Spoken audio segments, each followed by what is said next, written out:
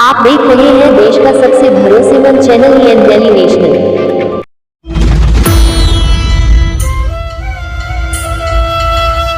अयोध्या में राम मंदिर से जुड़ा चढ़ावा चोरी मामला एक बार फिर से सुर्खियों में आ गया है और इस बार विवाद और ज्यादा गहरा हो गया है। स्पेशल इन्वेस्टिगेशन टीम यानी SIT की रिपोर्ट सामने आने के बाद इस पूरे मामले ने राजनीतिक, धार्मिक और प्रशासनिक स्तर पर हलचल बढ़ा दी है। रिपोर्ट में ट्रस्ट के महासचिव चंपत राय, ट्रस्टी डॉक्टर अनिल मिश्रा और निर्माण प्रभारी गोपाल राव समेत कुल 17 लोगों के नाम सामने आने के बाद मामला और गंभीर हो गया है। माना जा रहा है कि इनके खिलाफ FIR दर्ज होने की प्रक्रिया आगे बढ़ सकती है। इसी बीच चंपत राय मंगलवार शाम अयोध्या में शेषावतार मंदिर में आयोजित ध्वजारोहण कार्यक्रम में शामिल हुए। ये कार्यक्रम श्री राम जन्मभूमि परिसर में ही आयोजित किया गया था और इसमें हजारों की संख्या में श्रद्धालु मौजूद रहे। करीब 4000 लोगों की उपस्थिति में ये कार्यक्रम संपन्न हुआ। हालांकि इस दौरान चंपत राय ने चढ़ावा चोरी या SIT रिपोर्ट पर कोई सार्वजनिक बयान नहीं दिया। उन्होंने केवल कार्यक्रम के संचालन में भाग लिया और धार्मिक अनुष्ठानों की प्रक्रिया आगे बढ़ाई। SIT की जांच रिपोर्ट में कई गंभीर बिंदु शामिल किए गए हैं। रिपोर्ट के अनुसार जांच के दौरान दान पात्रों की चाबियां राम शंकर यादव उर्फ टिन्नू के पास पाई गईं।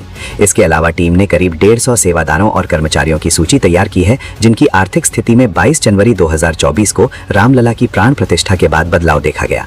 इनमें चंपत राय के करीबी माने जाने वाले फूलकांत मिश्रा का नाम भी शामिल है, जिनके पास कथित तौर पर 3 लग्जरी कारें हैं, जिनकी कीमत लगभग 25 लाख रुपए बताई जा रही है।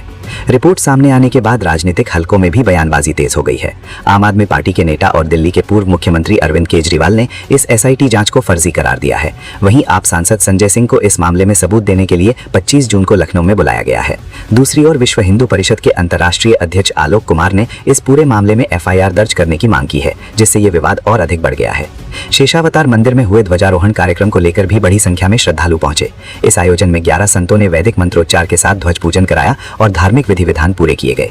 कार्यक्रम में शामिल लोगों ने इसे एक महत्वपूर्ण धार्मिक आयोजन बताया। हालांकि इसी दौरान चल रहे विवाद की चर्चा भी लोगों के बीच बनी रही।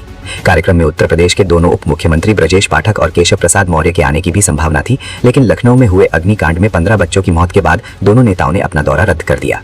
इस वजह से राजनीतिक उपस्थिति कम रही, लेकिन धार्मिक आयोजन पूरे विधि विधान से संपन्न हुआ।